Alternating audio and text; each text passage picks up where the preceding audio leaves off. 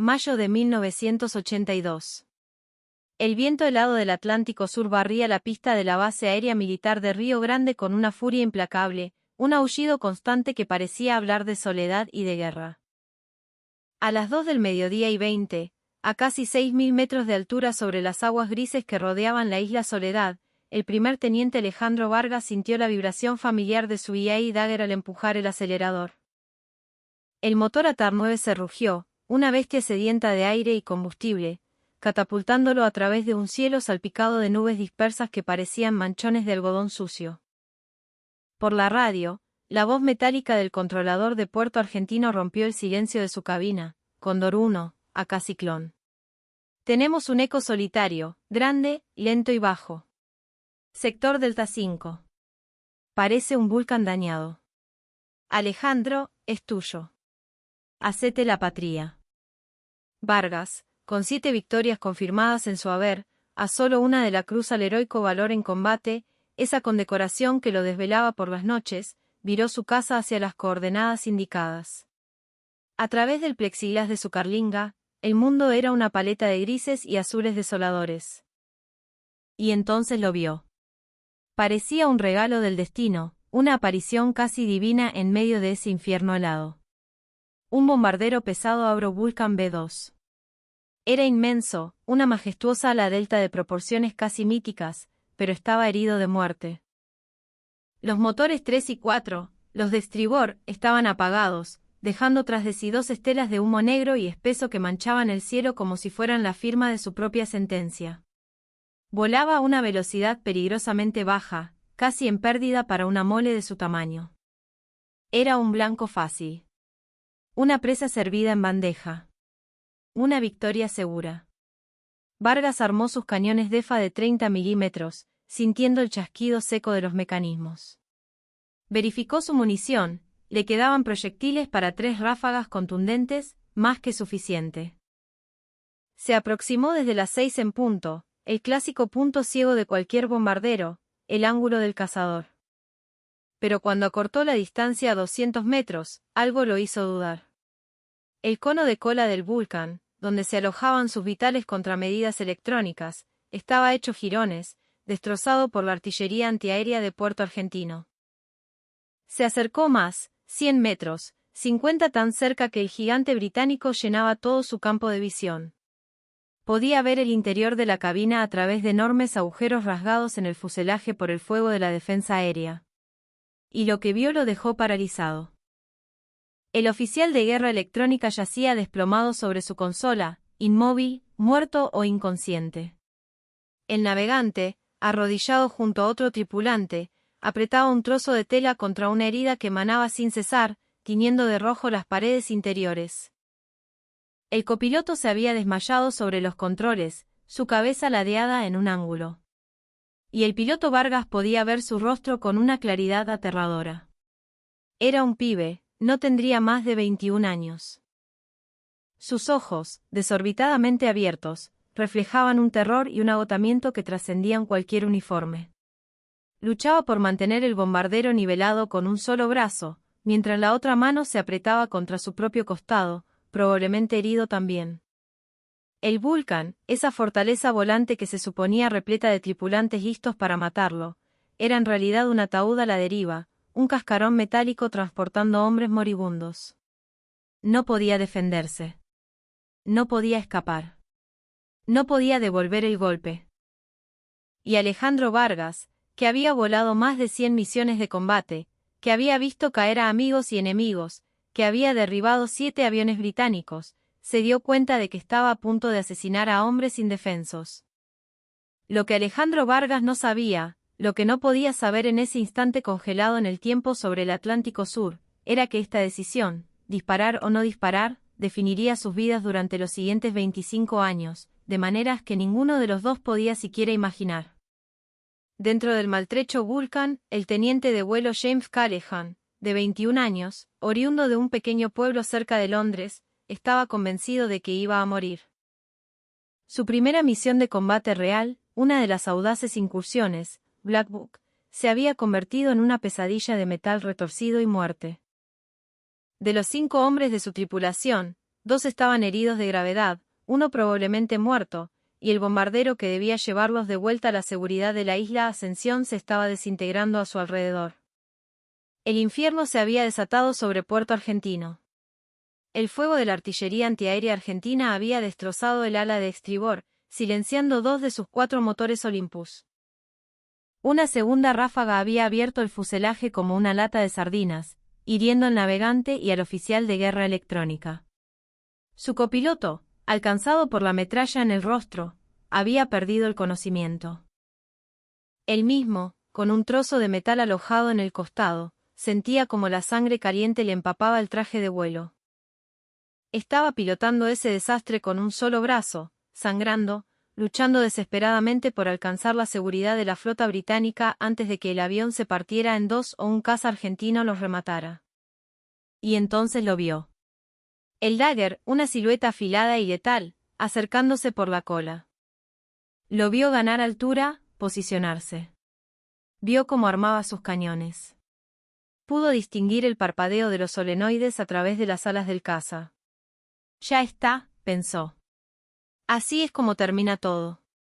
Cerró los ojos por un segundo, la imagen de su madre en la cocina de su casa en Londres cruzando su mente. Pero el Dagger no disparó. Se acercó más. Más aún. Tan cerca, que Callahan pudo ver el rostro del piloto argentino. Vio cómo lo miraba. Sus miradas se cruzaron. 2 pibes, uno británico, uno argentino, separados por 15 metros de aire helado y años de propaganda que les habían enseñado a odiarse. El piloto argentino levantó una mano, no en un saludo militar, sino en un gesto inequívocamente humano, algo que parecía decir, «Che, ¿qué carajo te pasó?». Callahan, todavía aturdido, herido, operando por puro instinto de supervivencia, levantó su propia mano en respuesta. No fue un saludo, fue un reconocimiento. Sos un ser humano. Yo soy un ser humano. Somos iguales en esta locura. Alejandro Vargas, volando en formación cerrada junto al Vulcan destrozado, tomó su decisión. Mantuvo su casa en la posición de escolta, en lugar del protector. Le hizo una seña a Callahan con la cabeza y un leve alabeo, indicándole que lo siguiera. Callahan, confundido, aterrorizado, pero sin nada que perder, obedeció. Siguió al caza argentino. Vargas guió al bombardero averiado por la ruta más corta hacia mar abierto, evitando las posiciones conocidas de la artillería argentina y las zonas de patrulla de otros cazas. Cuando sus compañeros preguntaron por radio qué estaba haciendo, Vargas respondió con una media verdad calculada: «Estoy confirmando el derribo. Parece que se va al agua». Técnicamente era cierto, aunque no de la manera que sus camaradas asumían. Durante 15 minutos eternos, un caza argentino escoltó a un bombardero enemigo a través del espacio aéreo defendido por Argentina. Era la violación más flagrante de las órdenes militares que Vargas cometería jamás. Si alguien lo hubiera visto y reportado, se enfrentaría a un consejo de guerra, posiblemente a la ejecución por traición. Pero Alejandro Vargas no estaba pensando en el reglamento. Estaba pensando en algo que su jefe de escuadrón, el comodoro Esteves, un veterano con la piel curtida por 1000 soles y tormentas, le había dicho años atrás, cuando Vargas era solo un alférez lleno de soberbia. «Mirá, pibe, si alguna vez tenés la chance de bajar a un tipo que se eyectó, no lo hagas. Nunca le dispares a un hombre indefenso. Nosotros somos pilotos de caza, no carniceros. El honor es el honor, hasta en este quilombo». Callahan no estaba en un paracaídas, pero estaba igual de indefenso. Su tripulación estaba indefensa. El Vulcan era, en esencia, un paracaídas colectivo, descendiendo lentamente a través de un cielo hostil. Dispararle sería un asesinato. Cuando alcanzaron la inmensidad del océano, el Atlántico Sur, gris, furioso, extendiéndose hasta el infinito, Vargas hizo contacto visual por última vez. Señaló hacia el este, hacia donde sabía que estaba la flota británica. «Ándate. Rajá de acá», le gritó dentro de su casco, sabiendo que el otro no podía oírlo. Callahan asintió. Entendió el mensaje. Vargas realizó un suave alabeo, el tradicional saludo de los pilotos, y luego viró su Dagger de vuelta hacia el continente, desapareciendo entre las nubes. James Calhoun logró volar el Vulcan otras 300 millas náuticas. Aterrizó de emergencia en el portaaviones HMS Hermes, una maniobra casi suicida con un solo motor funcionando, sin sistemas hidráulicos y un fuselaje tan acribillado que los equipos de tierra dejaron de contar los agujeros después de 300. El avión fue declarado irreparable y canibalizado para obtener repuestos. Calhoun fue hospitalizado con heridas que lo mantuvieron fuera de combate durante semanas. Cuando los oficiales de inteligencia lo interrogaron, Calhoun mencionó al piloto argentino que lo había escoltado. Los oficiales lo miraron con escepticismo. «Eso es imposible, teniente», le dijeron. «Los argentinos no hacen esas cosas». Probablemente estaba desorientado por la hipoxia y la pérdida de sangre. Calhoun nunca volvió a mencionar el incidente durante la guerra, pero jamás lo olvidó. En su base en Río Grande, Alejandro Vargas aterrizó su Dagger y no reportó el encuentro. Simplemente anotó en su bitácora, sin victoria. Nunca mencionó haber escoltado a un bombardero enemigo. Hacerlo sería admitir traición. El comodoro Esteves lo miró de forma extraña cuando Vargas regresó, como si supiera que algo había pasado, pero no hizo preguntas. Vargas nunca consiguió su 8ª victoria. Nunca recibió la cruz al heroico valor en combate. Sobrevivió a la guerra, fue derribado una vez y se eyectó sobre el mar helado, pero fue rescatado. Después del conflicto, dejó la Fuerza Aérea y se mudó a Córdoba, llevando consigo el recuerdo de una decisión tomada en un cielo de invierno sobre las Malvinas. Durante 22 años, ni Calhoun ni Vargas hablaron del encuentro. Calhoun se convirtió en piloto comercial. Vivía una vida tranquila en las afueras de Londres. Vargas se convirtió en un pequeño empresario en Córdoba. Ninguno sabía si el otro había sobrevivido a la guerra. Ninguno podía buscar al otro. ¿Cómo explicar que buscabas a un enemigo que te había perdonado la vida? Pero en 2004, James Calhoun, ya con 43 años, decidió que tenía que encontrar a ese piloto argentino antes de que fuera demasiado tarde. Publicó un anuncio en una pequeña revista para veteranos de la Fuerza Aérea Argentina. Describió el encuentro, la fecha aproximada en mayo de 1982, el lugar sobre la isla Soledad, el Dagger solitario, el Vulcan destrozado. No tenía un nombre, ni el número de la unidad. Solo tenía el recuerdo de un rostro visto a través de 15 metros de aire helado, más de 2 décadas atrás.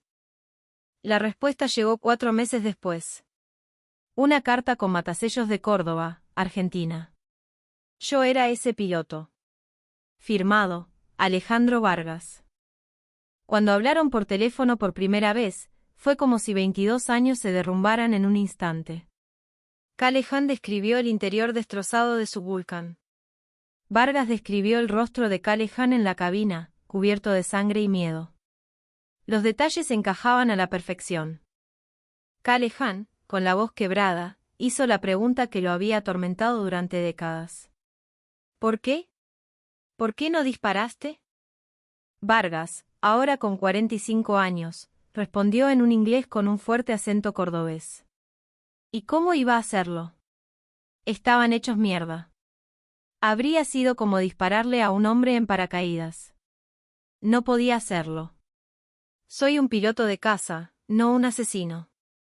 En el Aeropuerto Internacional de Ezeiza, en Buenos Aires, 2 hombres de mediana edad, uno inglés, uno argentino, se abrazaron por primera vez. Las lágrimas rodaron por sus mejillas. Durante los siguientes 4 años, hasta que ambos murieron trágicamente en un accidente aéreo mientras volaban juntos en un avión de exhibición en 2008, fueron inseparables. Hermanos de un vínculo forjado en la guerra. Asistían a reuniones de veteranos juntos, Vargas con los veteranos británicos, Calhoun con los argentinos. Viajaban juntos, sus familias se convirtieron en una sola.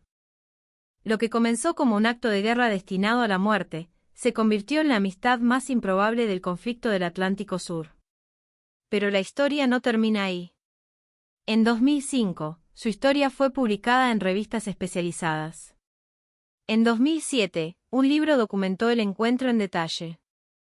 Lo que Alejandro Vargas y James Callaghan demostraron trasciende la propaganda de guerra y el nacionalismo. Demuestra que incluso en el corazón de un conflicto moderno, donde el odio es la norma, donde la humanidad se reduce a estadísticas, la elección individual todavía importa. Un piloto puede elegir matar o no matar. Un ser humano puede reconocer a otro ser humano. El honor puede existir incluso en circunstancias que parecen diseñadas para eliminar cualquier posibilidad de honor. Los interrogatorios de posguerra y los archivos desclasificados revelan que el caso de Vargas no fue el único, pero sí extraordinariamente raro. La presión para matar era inmensa, las órdenes, la propaganda, el dolor por los compañeros caídos. La decisión de Vargas no fue fácil, fue profundamente peligrosa. Si otro piloto argentino lo hubiera visto escoltando al Vulcan y lo hubiera reportado, habría sido ejecutado. Su silencio de 22 años sugiere que entendía el peligro, incluso décadas después. Lo que lo hace notable no es que fuera un santo o un pacifista. Vargas era un piloto de combate profesional que había matado a 7 hombres en combate aéreo. Pero cuando se enfrentó a la elección entre seguir las órdenes, matar a un enemigo indefenso y seguir su código de honor, no asesinar, eligió el honor. James Callaghan, por su parte, pasó décadas procesando el significado de aquel gesto. En entrevistas antes de su muerte, dijo: Alejandro me salvó la vida, pero también salvó mi fe en la humanidad. En el peor momento de mi existencia, cuando estaba seguro de que iba a morir. Un hombre que tenía la obligación de matarme eligió no hacerlo. No por una ventaja militar. No porque se lo ordenaran. Sino porque era lo correcto. Eso te cambia la forma de ver el mundo. Los números de la guerra aérea sobre las Malvinas revelan cuán excepcional fue la elección de Vargas. De los aviones británicos derribados, prácticamente ninguno fue perdonado o escoltado por pilotos enemigos. El encuentro Vargas-Callaghan fue una anomalía estadística. Esto no convierte a Vargas en un héroe y a otros pilotos en villanos. Los pilotos argentinos y británicos seguían órdenes legítimas. Un bombardero enemigo, incluso dañado, era un objetivo válido. De hecho, atacar bombarderos dañados era una táctica estándar. Vargas violó todos los protocolos. Pero esa violación es lo que hace que su historia sea memorable. El comodoro Esteves, el mentor de Vargas que le enseñó a no disparar a hombres en paracaídas, había desarrollado un código de honor personal que iba más allá de las reglas militares formales. Esteves sobrevivió a la guerra y se retiró con honores. Su filosofía, somos pilotos de caza, no carniceros, aparentemente influyó en varios pilotos bajo su mando. La cruz al heroico valor en combate que Vargas nunca recibió se volvió irrelevante. En 2007, un año antes de su muerte, Vargas recibió un honor diferente. En una ceremonia privada en Londres, organizada por veteranos de la RAF, le entregaron una medalla no oficial, forjada por ellos mismos, en la que se leía: al honor, por encima del deber.